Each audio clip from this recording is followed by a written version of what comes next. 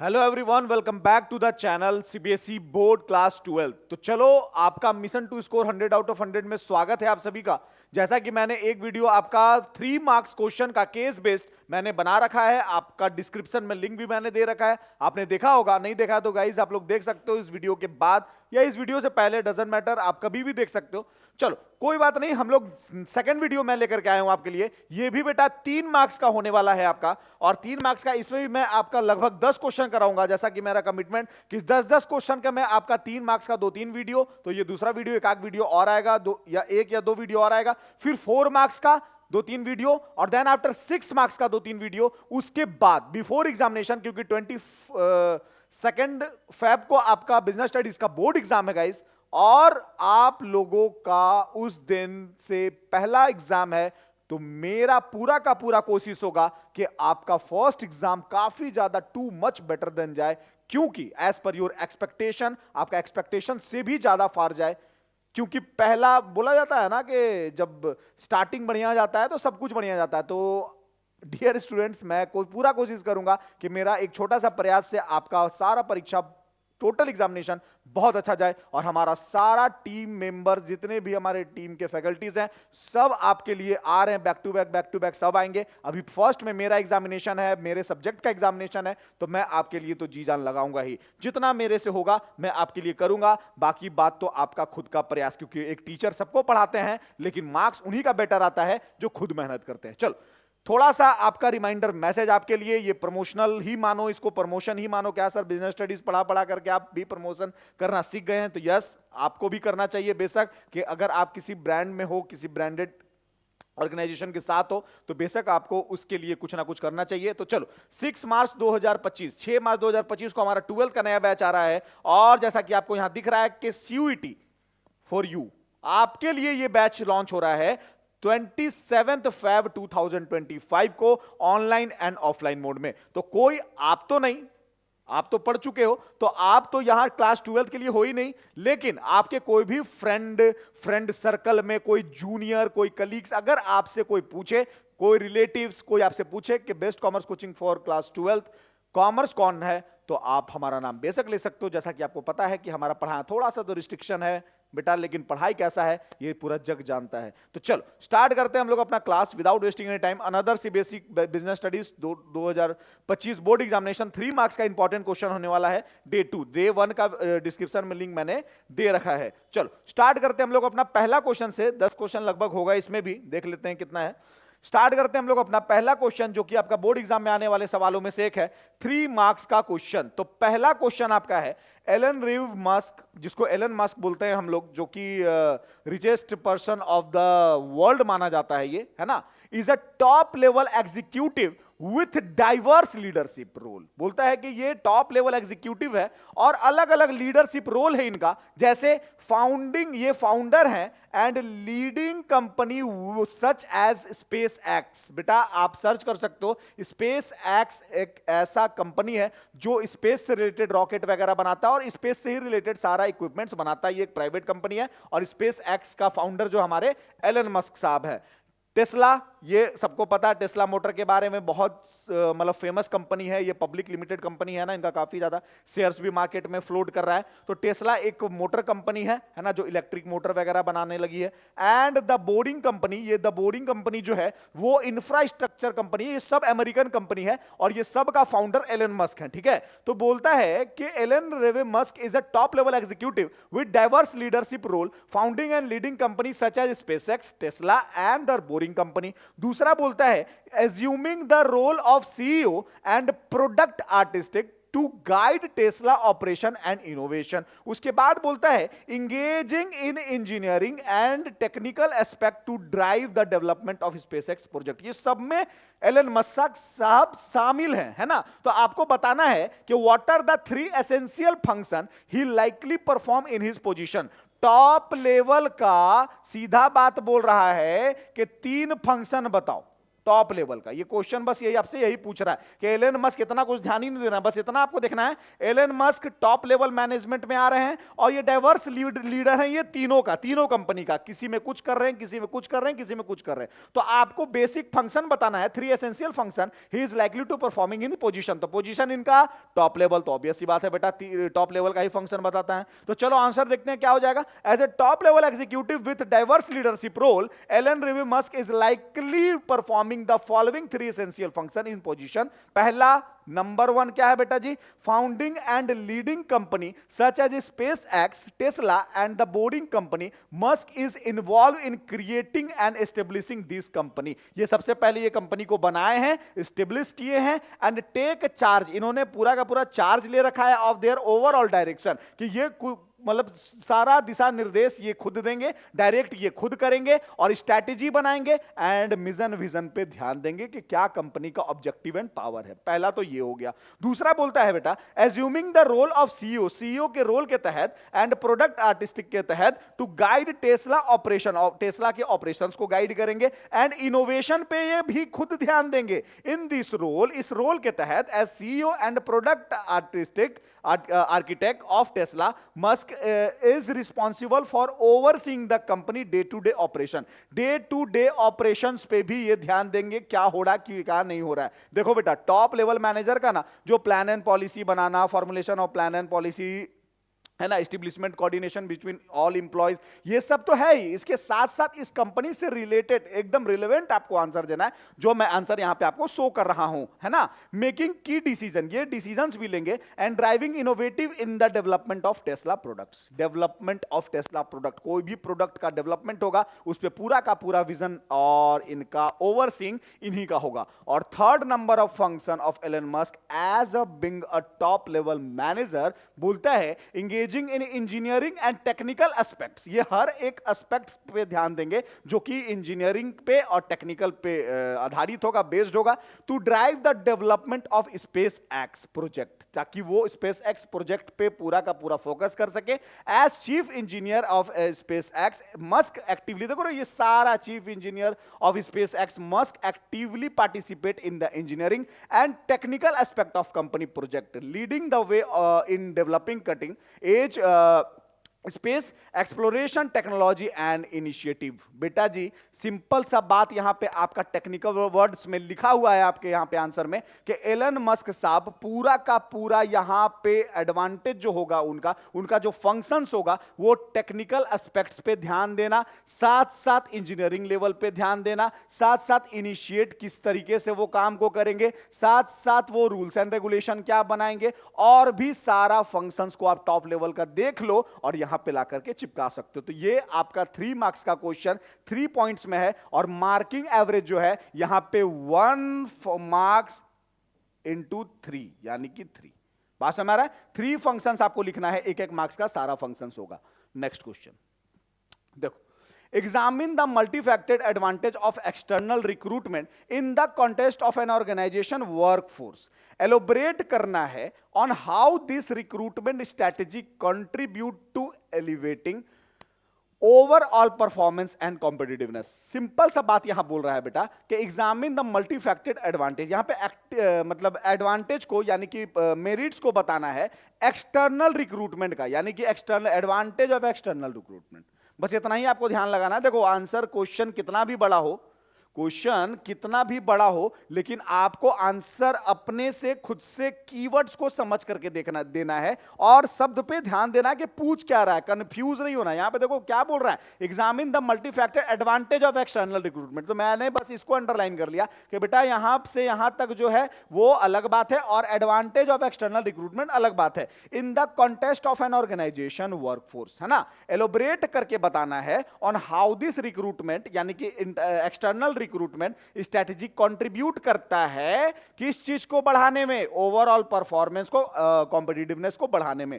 यानी कि आपने अच्छे से पढ़ रखा है स्टाफिंग चैप्टर में internal source of recruitment and external source of recruitment क्या होता है। कभी भी कंपनी में, ऑर्गेनाइजेशन में एक जरूरत होता है तुम्हारा अगर इंप्लॉय का, तो सबसे पहले हम लोग क्या करते हैं, estimation of man power requirement. अब बेटा जब मैन पावर रिक्वायरमेंट को जब हम लोग एस्टिमेट कर लेते हैं ना, तो वहां से workforce analysis and workload analysis, ये दो चीज हमें निकल करके आता है। अगर ओवर स्टाफिंग है तो हटाना है काम पर से लोगों को, और अगर या इधर उधर लोगों को डिप्यूट करना है, और अगर अंडर स्टाफिंग है तो हम लोग क्या करते हैं, रिक्रूटमेंट करते हैं। तो रिक्रूटमेंट का दो तरीका, external recruitment and internal recruitment. बात समझ रहा है क्या? अगर तुम्हारा एम्प्लॉइज पहले से ही मौजूद है, तो अगर तुमको प्रमोशन करना है, ट्रांसफर करना है, तो इंटरनल सोर्स, लेकिन बाहर से लेकर के आना है तो एक्सटर्नल सोर्स। तो उसका क्या एडवांटेज होगा, आओ आंसर हम लोग देखते हैं यहां पे क्या बोल रहा है। व्हेन ऑर्गेनाइजेशन हायर एक्सटर्नली, जब एक ऑर्गेनाइजेशन बाहर से लोगों को हायर करता है बेटा, they bring in view talent, new talent. ये बोलता है कि नया टैलेंट को लेकर के आता है, with fresh perspectives and diverse skill sets. ये दूसरा क्योंकि देखो जब तुम नए नए स्टूडेंट्स को कॉलेज में अभी नया पढ़ा है ना, जैसे मान के चलो आज से 10 साल पहले का इंजीनियर और अभी जो फ्रेश टैलेंट एआई वगैरह सीख के इंजीनियर निकल रहा है, वो दोनों में तो डिफरेंस होगा ना। न्यू टैलेंट है, फ्रेश टैलेंट है, बात समझ में आ रहा है। And this individual often possess different experience, और इनके पास एक डिफरेंट एक्सपीरियंस होता है। बैकग्राउंड ये लोग अलग अलग होते हैं, अलग अलग बैकग्राउंड से, कोई मैकेनिकल इंजीनियर है, कोई कंप्यूटर इंजीनियर है ना। एंड नॉलेज भी इन लोग के पास अलग अलग होता है, which can inject creativity and innovation into the company operation, जो कि कंपनी के ऑपरेशंस में एक अलग सा इंजेक्ट करता है happiness, creativity and excellency. Next बोलता है, तीन एडवांटेज आपसे पूछा है, hiring talent from outside the organization can provide valuable industry insight and competitive edge. Simple सा बात बोल रहा है कि hiring talent from outside organization, अगर तुम बाहर का ऑर्गेनाइजेशन से इंप्लॉय को लेकर के आते हो, एक्सटर्नल सोर्स ऑफ रिक्रूटमेंट करते हो, वो प्रोवाइड करेगा valuable industries insight and competitive edge. External recruit में come from rival company for different sector से लोग आते हैं, ब्रिंगिंग विथ देम नॉलेज, उनके साथ काफी ज्यादा ज्ञान, नॉलेज आता है ऑफ मार्केट का, है ना। Trends, best practices and emerging technologies, के आज के डेट में जो टेक्नोलॉजी इमर्ज कर रहा है, पहले आज से 20 साल 30 साल पहले के इंजीनियर्स एआई के बारे में नहीं जानते थे, अभी के लोग एआई के बारे में जान रहे हैं, इंजीनियर्स एआई के बारे में जान रहे हैं ना, कंप्यूटर साइंस के लोग। तो आज के डेट में इमर्ज कर रहा है टेक्नोलॉजी, वो आज के पढ़े हुए इंसान ना सही है। तो बेटा एक्सटर्नल सोर्स ऑफ रिक्रूटमेंट अगर करोगे तो फ्रेश टैलेंट आएगा, क्रिएटिविटी आएगा, नॉलेज के साथ आएगा, और एकदम फ्रेश टैलेंट तुम्हारे ऑर्गेनाइजेशन में आएगा। नेक्स्ट एडवांटेज क्या है, external recruitment can lead to faster growth and skill development within the organization. यहां पे ये ऑर्गेनाइजेशन का स्किल में डेवलपमेंट करता है और तुम्हारे ऑर्गेनाइजेशन को फास्टर ग्रोथ, रैपिडली ग्रोथ होता है ना। When experience professional join a new work place, जब भी कोई प्रोफेशनल्स, नया इंजीनियर, नया डॉक्टर या नया सीए तुम्हारे ऑर्गेनाइजेशन को ज्वाइन करेगा, they often possess a wide range of expertise. उसके पास क्या होता है, बहुत वाइड रेंज ऑफ एक्सपर्टीज होता है, that can be quickly shared and disseminated among the existing workforce. I think आप लोगों को स्टूडेंट्स ये समझ में आया होगा आंसर। इसी तरीके से बेटा आपको पॉइंट्स में नंबर दे दे करके आंसर लिखना है। 3 मार्क्स का क्वेश्चन है, तो सिंपल सा बात, 2 ही पॉइंट्स लिख करके छोड़ दोगे। और यहां पे पूछा कितना है, देखो यहां पे पूछा है ओवरऑल फंक्शन, यानी कि एडवांटेज पूछा है, तो तुमको यहां पे 3 देखो दिया नहीं है, लेकिन 3 मार्क्स है, तो एटलीस्ट आपको 3 एडवांटेज तो बताना ही होगा। तो 3 आपने बता दिया, चलो 3 ही था यहां पे, 3 आपने बता दिया, आपके पूरे के पूरे आपके खाते में 3 नंबर चला गया। बात से हमारा 2 लिख के छोड़ दोगे बेटा जी 2 ही नंबर मिलेगा, याद रखना। 1 लिख के छोड़ दोगे 1 ही नंबर मिलेगा, आधा लिख के छोड़ोगे आधा। ये सीबीएसई बोर्ड है, याद रखना स्टूडेंट्स, ये सीबीएसई बोर्ड है, जितना लिखोगे उतना ही नंबर मिलेगा, जितना बोलोगे उतना ही नंबर मिलेगा। बात समझ में आ रहा है? नेक्स्ट क्वेश्चन, चलो। Top management plan for the entire organization, बिल्कुल सही बात है भाई। टॉप मैनेजमेंट क्या करता है, प्लान करता है पूरे ऑर्गेनाइजेशन के लिए। अकॉर्डिंग टू दिस प्लान, इस जो भी टॉप लेवल प्लान बनाता है, उस प्लान के according the organizational structure is developed and staffed. उसी के अकॉर्डिंग ऑर्गेनाइज किया जाता है सब चीज को, जैसा प्लानिंग होगा वैसा ही ऑर्गेनाइजिंग होगा, वैसा ही स्टाफिंग होगा, है ना। तो चलो यहां तक तो क्लियर है। In order to ensure that, इसको करने के लिए this plan are executed according to plan, ये सारा चीज प्लान के तहत ही एग्जीक्यूट किया जाता है। डायरेक्टिंग इज रिक्वायर्ड, यहां पे डायरेक्टिंग भी रिक्वायर्ड प्रोवाइड होता है। Any discrepancies between actual and realized activity are then take care of at the stage of controlling. अगर कुछ भी डिस्क्रिपेंसीज होता है, यानी कि कुछ भी डिफरेंसेस होता है between actual and realized activities पे, यानी कि plan performance and actual performance पे, तो कंट्रोलिंग का भी काम होता है। नेम एंड एक्सप्लेन, यानी कि यहां पे प्लानिंग का भी बात हो गया, ऑर्गेनाइजिंग का भी बात हो गया, स्टाफिंग बेटा देखो यहां पे आपके सामने लिखा हुआ है ना, और डायरेक्टिंग का भी बात हो गया, देखो यहां पे डायरेक्टिंग भी लिखा हुआ है ना, और कंट्रोलिंग का भी बात हो गया। बात समझ रहा, किस किस चीजों का बात हो गया बेटा जी? कंट्रोलिंग का भी बात हो गया। किस किस चीज का? देखो, planning, organizing, staffing, directing, controlling, पूरा का पूरा ऑर्गेनाइजेशन में ये पांचों फंक्शंस का बात हो गया इस क्वेश्चन में। अब तुमको नाम बताना है and explain the process highlighted above which started at the planning stage itself and implicit and inherent in all the functions of management in the organization. Simple सा बात, वो प्रोसेस को यहां पे जो हाईलाइट किया गया है उसका नाम बताना और एक्सप्लेन करना है, जो प्लानिंग से लेकर के लास्ट तक का सारे चीजों को क्या करके रखता है? इनहेरेंट और इंटीग्रेट करके रखता है। बात समझ में आ रहा है? तो आओ देखते हैं इसका आंसर बेटा जी क्या होना चाहिए। बड़ा सिंपल आंसर है इसका, कोऑर्डिनेशन। इस कॉन्सेप्ट का, इस फंक्शंस का नाम क्या है? कोऑर्डिनेशन। कोऑर्डिनेशन ही एक ऐसा प्रोसेस है मैनेजमेंट का जो पूरे के पूरे प्लानिंग से लेकर डायरेक्टिंग तक को सिंक्रोनाइज करके रखता है, चीजों को इंटीग्रेट करके रखता है बेटा। तो क्या बोला गया? The process by which a manager synchronize the activity of different department is known as coordination. बहुत अच्छा sir. Coordination is the force that binds all the other function. ये सारे फंक्शंस पे बाइंड होता है। प्लानिंग जैसा होगा वैसा ऑर्गेनाइजिंग होगा, वैसा स्टाफिंग होगा, वैसा डायरेक्टिंग होगा, वैसा कंट्रोलिंग होगा। हर चीज पे ये बाइंड किया हुआ है, right? All the other function of management, it is the common thread that run through all activities. It is implicit and inherent in all the functions of management. I hope आप लोगों के answer, बहुत आसान question था, आप लोग समझ में आया होगा। क्वेश्चन पढ़ना है इसी तरीके से और समझना है, ये अंडरलाइन वगैरह करके क्वेश्चन पेपर में आप आराम से पेंसिल से मार्क कर सकते हो कि पूछ क्या रहा है। बेटा जी केस स्टडीज है, केस स्टडीज दिखता नहीं है, आंसर आपको लिखना है। मतलब बड़ा बड़ा क्वेश्चन होंगे, कंफ्यूज बस आपको करेगा। बात समझ में आ रहा है? कंफ्यूज आपको करेगा और उस कंफ्यूजन को हटाना है, उस कंफ्यूजन को ओवरकम करना है और आंसर देना। बिजनेस स्टडीज का जो पेपर है ये पूरा का पूरा, आप उससे पहले अपना माइंड को कंसंट्रेट करके जाओगे पूरा का पूरा चैप्टर पे। दूसरा चीज, 12 का 12 चैप्टर आपके आने वाला है एग्जाम में, कोई भी चैप्टर की स्किप नहीं किया गया है, फॉर योर काइंड इंफॉर्मेशन। तो आपको हर एक टॉपिक को, पॉइंट्स को आपके माइंड में रखना है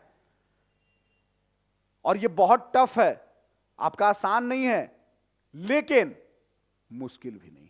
आपको कुछ नहीं करना है, आपने जितना पढ़ा उतना आपको खुद से, आपको सब कुछ आता है, आपको सब कुछ आता है, याद रखना, आपको सब कुछ आता, बस ये सोच करके चलना है। चलो ये तो आंसर हो गया। आ जाओ क्वेश्चन नंबर 4 में। ये भी आपका केस स्टडी है बेटा, 3 मार्क्स का एग्जाम में आने वाले सवालों में से एक।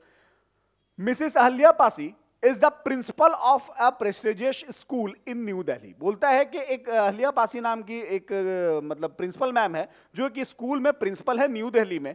The school has a vacancy, school के पास वैकेंसी है। वैकेंसी का नाम से ही क्लियर हो गया कौन सा चैप्टर? स्टाफिंग। देख रहे हो, कॉन्सेप्ट आपका क्लियर रहेगा। आप एक लाइन पढ़ते के साथ अपने आप को स्विच कर लोगे कि कौन सा चैप्टर का ये क्वेश्चन है सर। चलो, तो Ahilya Pasi is the principle of prestigious school in new Delhi. The school has a vacancy of headmistress and headmaster. इनके पास हेडमास्टर हेडमिस्ट्रेस का वैकेंसी है। किसके लिए? जूनियर विंग के लिए, है ना, ऑफ द स्कूल। अब देखो यहां तक तो पढ़ लिया, लास्ट में पूछ क्या रहा है? Briefly explain any 3 justification the management can provide. तुमको जस्टिफाई करके बताना है कि management can provide to convince, कि कन्विंस तुम किस तरीके से करोगे staff for the inviting application of external candidate for the vacant post. तो इसके लिए तुमको पूरा केस पढ़ना होगा। वापस से आते हैं, एक अहल्या पासी नाम की लेडीज है जो प्रिंसिपल है किसी स्कूल में न्यू दिल्ली में, और उसी स्कूल में वैकेंसी है हेडमास्टर का या हेडमिस्ट्रेस का फॉर द जूनियर विंग, बच्चों के लिए, है ना, जूनियर विंग के लिए, है ना, of the school. The senior teacher of that school, of the school,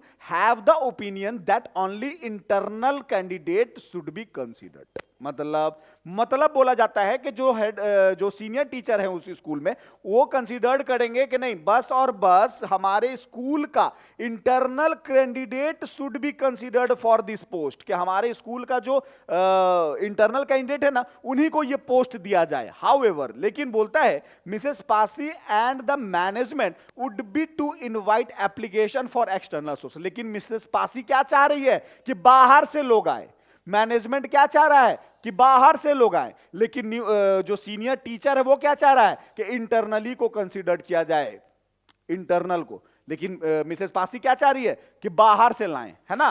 तो अब तुमको बताना है, यानी कि सीनियर टीचर को तुमको ब्रीफ में एक्सप्लेन करना है 3 जस्टिफिकेशन में कि management can provide to convince, उसको तुमको कन्विंस करना है किसको, सीनियर टीचर को, कि नहीं नहीं नहीं, आप इस चीज को पहले देखिए एडवांटेज क्या है बाहर से लाने में। यानी कि आपको पूरा का पूरा एडवांटेज को बताना है, किसका, एक्सटर्नल सोर्स का बेटा जी। तो एक्सटर्नल सोर्स का आप अच्छे से पढ़े हुए हो, एक्सटर्नल सोर्स का क्या है, कन्विंस करके बताना है स्टाफ को for inviting application of external candidate of vacant post. तो आ जाओ इसका आंसर देखते हैं क्या है। चलो एनी 3 तुमको देना है। तो सबसे पहले आप बाहर से इंप्लॉय लाओगे तो क्या मिलेगा बेटा, क्वालिफाइड पर्सनल। पर्सनल का मतलब इंप्लॉय, पर्सनल का मतलब employee. By using external source of recruitment, the management can attract qualified and trained people to apply for vacant job position in the organization. तुम क्या करते हो, इससे क्वालिफाइड पर्सनल लाते हो, जैसा सुटेबल पर्सनल लाते हो, इंप्लॉय लाते हो, है ना, एक्सटर्नल सोर्स ऑफ रिक्रूटमेंट में। और management can attract qualified and trend people को तुम लेकर के आते हो, और ताकि वो अप्लाई करे तुम्हारे वैकेंट जॉब पोजीशन में ऑर्गेनाइजेशन में। दूसरा, वाइडर चॉइस। इंटरनल में अगर कंसीडर्ड करना है यार, तो तुम्हारे पास चॉइस बहुत लिमिटेड होता है, बात समझ आ रहा है। और जब बाहर से लोग किसी को लेकर के आते हैं तो तुम्हारे पास वाइडर चॉइस होता है, क्योंकि तुमको चाहिए 10 और इंटरव्यू के लिए आएंगे 100 लोग, तो तुमको 100 में से 10 को फाइंड आउट करना है, तो बेस्ट ऑप्शन हो जाता है ना, बात समझ में आ रहा है। ताकि तुमको बहुत अच्छा एडवांटेज मिलता है कि तुम फाइंड आउट कर सको बेस्ट को। 100 में से तुमको 10 ही सेलेक्ट करना है। तो when vacancies are advertise wisely, widely होगा वहां पे, a large number of applicant from outside the organization can apply. जब इंप्लॉय ऑर्गेनाइजेशन में किसी इंप्लॉय का वैकेंसी निकलता है तो बेटा बहुत सारा रिज्यूम आ जाता है, बहुत सारा लोग उसमें फॉर्म भरते हैं। देखते हो बैंकिंग का 10,000 सीट रहता है, 10 लाख बच्चा फॉर्म भरता है, तो बैंक वाले को के लिए वो अच्छा है। क्यों अच्छा है भाई, 10,000 लोग चाहिए और 10 लाख बच्चा फॉर्म भरा, यानी उसमें से बेस्ट को सेलेक्ट करना है, तो ये ज्यादा अच्छा है ना। अब 10 लोग चाहिए, 10 ही लोग आए, तो उसमें से जैसा भी है, डिजेबल्ड भी है, विकलांग भी है, तो तुमको रखना पड़ेगा उसको, क्योंकि 10 ही लोग चाहिए था तुमको, बात समझ में आ रहा है, और 10 ही लोग आए। तो the management has a wider choice while selecting the people from the for employment. Next क्या बोलता है, फ्रेश टैलेंट मिलेगा। तो पहला क्या हो गया बेटा जी, क्वालिफाइड पर्सनल, और दूसरा एडवांटेज वाइडर चॉइस, और तीसरा फ्रेश टैलेंट। तो the present employees may be insufficient or they may not fulfill the specification of the job to be filled। बात समझ रहा है कि हो सकता है कि वो तुम्हारा उस चीज को फुलफिल ना कर सके, कौन, इंटरनल कैंडिडेट, बट बाहर के लोग कर सकते हैं क्योंकि फ्रेश टैलेंट है वो, यहां लिखा हुआ है fresh talent. External recruitment provides wider choice and bring new blood in the organization. New blood in the organization में जान ला देता है, क्योंकि बाहर से लोग पढ़ लिख करके आ रहे हैं और सारा चीज फ्रेश टैलेंट, अभी तरोताजा वो लोग पढ़े हुए हैं, और बाहर से जब लोग आते हैं तो बहुत अच्छा एक इन्वायरमेंट क्रिएट होता है, वाइब्स क्रिएट होता है। चलो, तो 3 मैंने बताया, 3 आपका यहां पे लिखा हुआ है। चौथा पांचवा भी है, चौथा तो यार सेम है, फ्रेश टैलेंट ही है। चौथा देख लो यहां पे क्या लिखा हुआ है, कॉम्पिटिटिव स्पिरिट। मतलब बोलता है if a company taps external resources, the existing staff have to compete with the outsider, they will work harder to show better performance. देखो चौथा भी यहां पे है, लेकिन आपको लिखना 3 ही, एक्स्ट्रा लिखने से कोई फायदा है नहीं, है ना। टाइम बचेगा तो ही सब काम करना, वरना कोई फायदा नहीं, मार्क्स एक्स्ट्रा नहीं मिलने वाला है। चलो, तो क्या बोला गया बेटा यहाँ पे, 4 में बता दो, उसमें से कोई 3 लिखना है तुमको, कि कंपनी जब एक्सटर्नल सोर्स ऑफ रिक्रूटमेंट करती है, जब बाहर से लोगों को लेकर के आती है, तो जो तुम्हारा मौजूदा इंप्लॉय है, इंटरनल कैंडिडेट है, उनके और बाहरी लोगों के बीच में क्या होता है, कॉम्पिटिटिवनेस बढ़ता है, जिससे जो तुम्हारा एग्जिस्टिंग इंप्लॉय है वो वर्क हार्ड करने लगते हैं कि भाई ये बाहर से बार बार इंप्लॉय लेकर के आ रहा है ऑर्गेनाइजेशन, इसका मतलब क्या हम लोगों में टैलेंट नहीं है क्या, बात समझ में आ रहा है। तो तुम क्या करने लगते हो, वर्क हार्ड करने लगते हो, ताकि तुम बेटर परफॉर्मेंस को शो ऑफ कर सको। आई थिंक आप लोगों को समझ में आया होगा, स्क्रीनशॉट लेते रहना आप लोग वीडियो पॉज कर करके। चलो आंसर का next, question number 5, question number 6, मैं पानी पीता हूं, पढ़ो आप लोग फटाफट।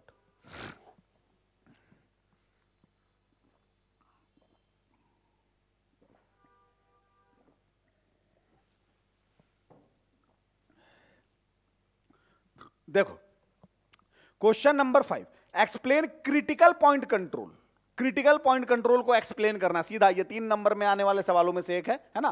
क्या बोला है? 3 मार्क्स का question, explain critical point control. बहुत आसान है बच्चा। With respect to analyzing deviation, बोलता है कि डेविएशन को एनालिसिस करने के लिए, यानी कि डिफरेंसेस को क्या आ रहा है उसको, मतलब ये सिंपल सा बात है, चैप्टर नंबर 8 का क्वेश्चन है, यानी कि कंट्रोलिंग का क्वेश्चन है ना।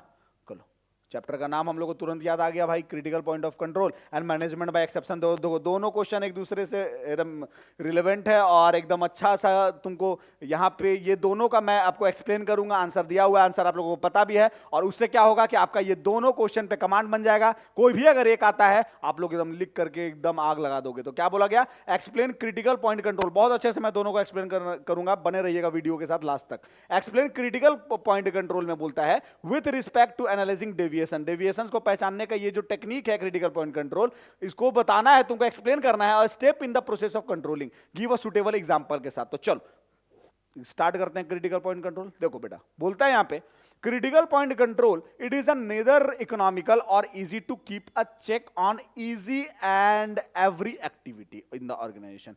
बोलता है ना कि जब तुम क्रिटिकल पॉइंट कंट्रोल पे काम करते हो तो तुम हर एक ऑर्गेनाइजेशन में हर एक चीज पे कंट्रोल नहीं कर सकते। तुम अपना प्लानिंग पे कंट्रोल करो ना, तुम अपना वर्कर पे कंट्रोल करो ना। बात समझ आ रहा है? इन्फ्लेशन बढ़ रहा है, तुमको क्या मतलब है यार उससे? तुम क्या उसको कंट्रोल कर पाओगे क्या? नहीं सर। टैक्स बढ़ रहा है, इनकम टैक्स बढ़ गया सर, बैंक ने रेपो रेट बढ़ा दिया, अरे भाई साहब उससे आप क्यों सर दर्द ले रहे हो? क्या वो आपके बस का चीज है? नहीं सर। आपका बस का चीज है आपका प्लानिंग, आपका ऑर्गेनाइजिंग, आप स्टाफिंग अच्छे से करो, आप इंप्लॉय को ट्रेनिंग अच्छे से दो, आप यार आपका जो की एरिया है उस पे फोकस करो ना। तो सिंपल सा बात क्या बोला गया? It is a neither economical और easy to keep a check on each and every activity in an organisation.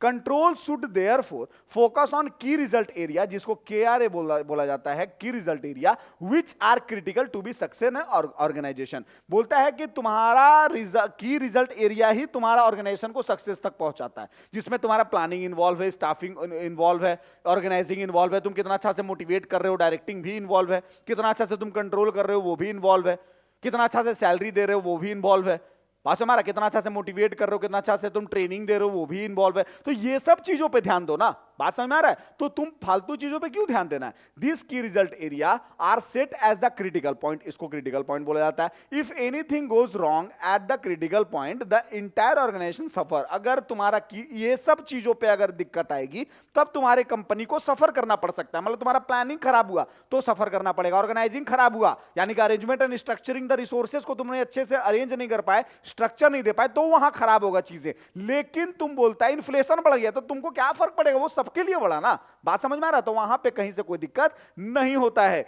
For instant in a manufacturing organization an example बोलता है increase in 5% in labour cost. अगर 5% labour cost बेटा बढ़ गया तुम्हारा तो वो की रिजल्ट एरिया है, वो तुम्हारा चीज है, तो तुमको उस पे कंट्रोल करने की जरूरत है। Need to control on that. बोलता है cost may be more troublesome at than 50% increase in postal charges. अगर 5% अगर तुम्हारा लेबर कॉस्ट बढ़ जाता है तो वो तुम्हारा नाकामयाबी है, यानी कि तुम्हारा की रिजल्ट एरिया में ही दिक्कत आया। तुम फालतू चीजों पे ध्यान दे रहे थे जिससे तुम्हारा 5% लेबर कॉस्ट बेटा क्या हो गया?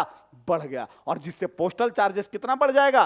15%, यानी आगे का चार्जेस, पोस्टल चार्जेस का मतलब आगे की चार्जेस जितना भी बढ़ेगी वो बढ़ते बढ़ते 15% तक बढ़ जाएगा। तो तुम्हारा 100 का सामान 115 रुपया में तुम बनाओगे। बात समझ में आया? वही होता है क्रिटिकल पॉइंट कंट्रोल। तो हर चीज पे तुमको ध्यान नहीं देना है, एक की रिजल्ट एरिया बना लो कि हमको अपना planning, organizing, staffing, directing, controlling, training of employ, motivation of employ और अच्छा से रेम्युनरेशन ऑफ एम्प्लॉय पे ध्यान देना है। बाकी दुनिया गया भाड़ में। Next question, explain management by exception, ये दोनों टेक्निक ऑफ कंट्रोलिंग है बेटा जी। एक्सप्लेन करना है, यहां तो मैंने बता दिया बहुत अच्छे से। नेक्स्ट क्वेश्चन है आपका, ये भी 3 नंबर का क्वेश्चन आपका आ सकता है। मैनेजमेंट बाय एक्सेप्शन में बोलता है with respect to analyzing deviation a step in a process of controlling give a suitable example. Same चीज तुमको जो यहां बताए ना, सेम चीज तुमको यहां पे बताना है मैनेजमेंट बाय एक्सेप्शन में। आप लोग बहुत अच्छे से पढ़े हो मैनेजमेंट बाय एक्सेप्शन का मतलब क्या होता है। देखो होता क्या ना बेसिकली कि हर चीज को तुमको हाथ लगाओगे तो कुछ हाथ नहीं लगने वाला है। हर चीज के पीछे भागोगे कोई हाथ नहीं लगने वाला है। 10 के पीछे भागोगे एक भी हाथ नहीं लगेगा। मजाक कर रहा था। चलो तो क्या बोला गया यहां पे ध्यान से समझना। मैनेजमेंट बाय एक्सेप्शन में, management by exception which is often referred to a control by exception is an important principle of management control based on the believe that an attempt to control everything result in controlling nothing. यानी कि हर चीज को control करने जाओगे बेटा जी कुछ नहीं हाथ लगने वाला है, कुछ नहीं हाथ लगने वाला है ना। इसीलिए तुमको हर चीज को कंट्रोल नहीं करना है, हर चीज को कंट्रोल नहीं करना है। एक दिन में 5,000 तुमको टी शर्ट बनाने का ऑर्डर मिला था, है ना, और तुम बनाए मान के चलो 4980।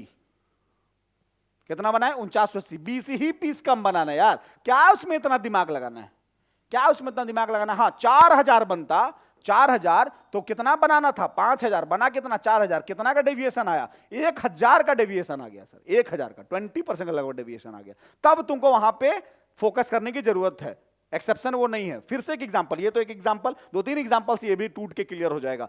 फिर से एक एग्जांपल, तुम्हारा टारगेट है बेटा सीबीएसई में 90+ लाने का, तुम्हारा आ गया 89, तो क्या ही दिक्कत है यार? 1% 5 ही मार्क्स तो कम है, 500 में 5 ही मार्क्स तो कम है, 1% तो कम है।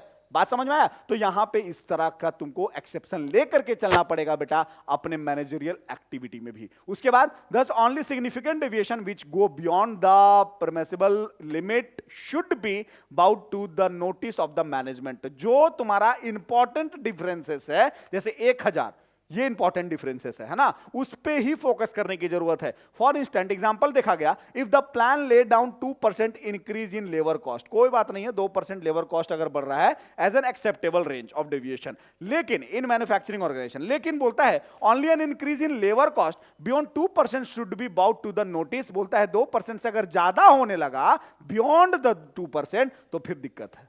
बात से हमारा 2% के नीचे है तब ठीक है, 2% से ऊपर जाने लगा तब दिक्कत है। तो इसको तुमको कंट्रोल करने की जरूरत है। आई होप गाइज आप लोगों को ये आंसर भी समझ में आया होगा कि मैं क्या कहना चाह रहा हूं, क्वेश्चन क्या कहना चाह रहा और आंसर किस तरीके से आपको लिखना है। तो आपको आंसर एकदम बिल्कुल इस तरीके से लिखना है अगर सीबीएसई में आपको 3 आउट ऑफ 3 इस तरह का क्वेश्चन मिलाना है तो, और 80 आउट ऑफ 80 आपको थ्योरेटिकल मिलाना है बिजनेस स्टडीज के में। तो जुड़े रहिए अपने अकाउंट्स वाला यूट्यूब चैनल के साथ में, एक एक क्वेश्चन आप लोगों को कराऊंगा मैं। ये सीबीएसई बोर्ड में तो ये नहीं कहा जा सकता है कि एकदम सेम टू सेम क्वेश्चन आएगा, लेकिन मतलब यही क्वेश्चन आएगा, लेकिन इसी तरीके का सारा क्वेश्चन आएगा, ये मेरा गारंटी है। कॉन्सेप्ट यही रहेगा, डेटा हो सकता है चेंज रहे, क्योंकि सीबीएसई का बोर्ड एग्जाम मजाक नहीं होता है, सेम टू सेम दे दिया मतलब थोड़ा सा तो कुछ प्रॉब्लम आ जाएगा, लेकिन लगभग इसी तरह का क्वेश्चन रहेगा, लगभग यहीं से क्वेश्चन रहेगा जहां से मैं करा रहा हूं। चलो बने रहिए अपने यूट्यूब चैनल के साथ।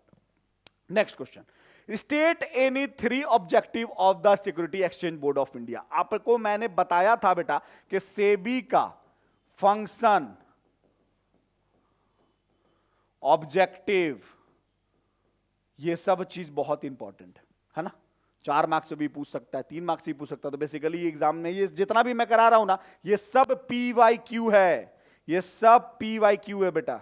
ये जितना भी मैं क्वेश्चन आपको यहां पे करा रहा हूं बिजनेस स्टडीज का, क्लास 12 सीबीएसई बोर्ड, कान खोल करके सुन लो, ये सब मैं PYQ करवा रहा हूं, है ना। ये कोई बुक का क्वेश्चन नहीं, ये सब मान लो बुक से मिल भी जाता है, बट ये सब पूछा हुआ क्वेश्चंस मैं आपको करवा रहा हूं, इसीलिए एकदम आपको अटेंशन देकर के पढ़ना है। चलो तो क्वेश्चन नंबर 7 क्या बोल रहा है? 3 ऑब्जेक्टिव बताना है security exchange of board of India का। तो दुनिया भर का आंसर है यार, देख लो यहां पे क्या बोला गया। सेबी का 3 ही ऑब्जेक्टिव, यहां दुनिया भर का ऑब्जेक्टिव है। देखो क्या है, बोलता है ये रेगुलेट करता है सेबी स्टॉक एक्सचेंज को, स्टॉक एक्सचेंज का मतलब NSE को और BSE को, and the securities industries to promote their orderly function. बोलता है कि ये सिक्योरिटी इंडस्ट्रीज को पूरा का पूरा रेगुलेट करता है और एक सेकंड,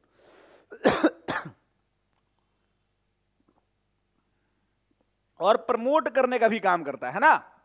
चलो, उसके बाद प्रोटेक्ट करता है और तुम्हारे अधिकार को दिख बताता है और तुम्हारे इच्छा को जताता है तुम्हारे इन्वेस्टर्स को। यानी कि अगर तुम किसी कंपनी का शेयर परचेज कर रहे हो बेटा, तो तुम्हारा अधिकार क्या है उसको प्रोटेक्ट करता है, तुम्हारा इंटरेस्ट क्या है, तुम्हारा चाहत क्या है उसको भी प्रोटेक्ट करने का काम करता है। Particularly individual investor and to guide the educate them, बोलता है कि तुमको ये समझाने का, पढ़ाने का और हर चीज करने का काम करता है, पर्टिकुलरली एक एक इंडिविजुअल इन्वेस्टर्स को। नेक्स्ट को आंसर 3 ही पूछा था, लेकिन चलो हम लोग यहां पे 4 पढ़ेंगे। To prevent trading malpractices, बचाता है किस चीज को, ट्रेडिंग मॉल प्रैक्टिस, गलत तरीके का अगर ट्रेडिंग हो रहा है तो उसको सबसे पहले से भी कंट्रोल करता है। इंटरनल ट्रेडिंग वगैरह, कंपनी गलत तरीके से, फ्रॉड तरीके से, अपने आर्टिफिशियल तरीके से अपने शेयर का प्राइस को हाइक कर रही है, वो सब चीज को ये प्रिवेंट करता है। And achieve a balance between the self regulation by the security industries and the statutory regulation. उसके बाद to regulate and develop a code of conduct, ये रूल रेगुलेशन बनाती है, and fair practices by the intermediaries like broker, merchant banker etcetera with the view to make them competitive and professional, के अच्छे से काम करो, पूरा rules and regulation, code of conduct बनाने का काम, ये सारा काम कौन कर रहा है, तो सेबी कर रही है। लगे रही है अपने अंकित सर के साथ एंड अकाउंट्स वाला यूट्यूब चैनल के साथ। नेक्स्ट क्वेश्चन क्या है बेटा जी, आओ देख लेते हैं। State any 3 functions performed by stock exchange, stock exchange के द्वारा 3 फंक्शंस कौन कौन सा होता है उसको बताना है। तो बहुत सिंपल सा तरीका है, हर चीज को लिक्विडिटी में बदल देता है। कौन, देखो यहां पे लिखा हुआ भी है, providing liquidity and marketability to existing security. तुम्हारे पास 10 रुपए का शेयर है ना, या 100 रुपया का शेयर, 100 रुपया तुम्हारे पास डीमैट में है और तुमको कैश चाहिए बेटा, तो कोई बात नहीं, तुम्हारा शेयर मार्केट बस खुला हुआ होना चाहिए, तुम फट से एग्जिट मार करके निकल सकते हो बाहर।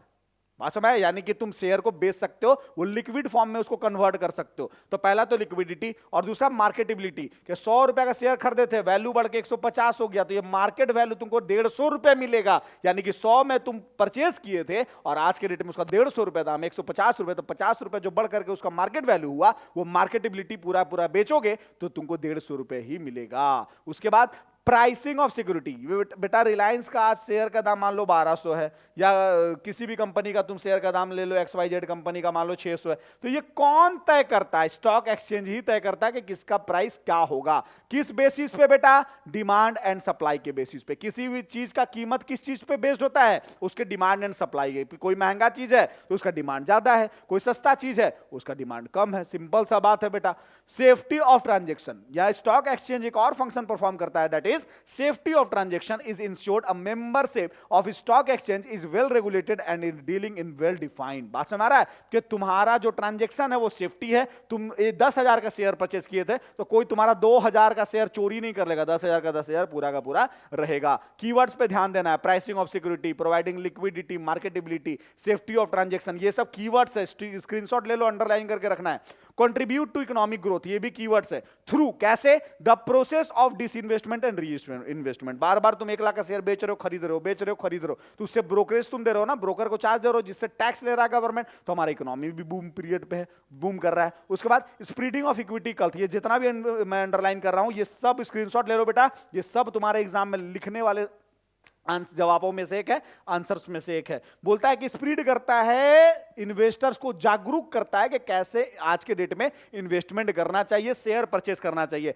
And providing scope of speculation, ये सब अंडरलाइन किया हूं मैं ताकि आप अच्छे से इसका स्क्रीनशॉट ले लो। मैं एक सेकंड के लिए हट भी जाता हूं, ले लिया होगा आपने, चलो वापस आ जाता हूं। By ensuring speculative activity with the provision of law for its take place in the restricted and control manner, अच्छे से तुम स्पेकुलेशन करो, पूरा चार्ट वगैरह देख करके, तुम्हारा ये राइट है, तुम्हारा ये दायित्व है, तुम्हारा अधिकार है ये, और इस तरीके से ही तुम सारा का सारा स्टॉक्स को परचेस करो, शेयर में इन्वेस्ट करो और री इन्वेस्टमेंट करो, डिसइन्वेस्टमेंट करो। ये सारा फंक्शंस बेटा लिख करके आना है, फोड़ करके आना है। Shri Ram school of commerce का हर एक बच्चा बिजनेस स्टडीज में फोड़ करके आएगा और हर सब्जेक्ट में फोड़ करके आएगा, सिर्फ बीएसटी में क्यों। चलो मिलते हैं, आई थिंक हम लोग का लास्ट क्वेश्चन होगा, हाँ ये लास्ट क्वेश्चन था। मिलते हैं हम लोग नेक्स्ट क्लास में, जिसमें मैं आपको फिर से 3 मार्क्स का ही कुछ क्वेश्चंस करवाऊंगा, देन आफ्टर 4 मार्क्स भी लेके आएंगे, 6 मार्क्स भी लेके आएंगे, एंड बिफोर एग्जामिनेशन हम लोग लाइव में फोड़ेंगे, ऑब्जेक्टिव का आंसर आप लोग बताओगे। मिलते हैं हम लोग 2025 बैच आपसे नेक्स्ट क्लास में, तब तक के लिए bye, keep studying, all the best, good night.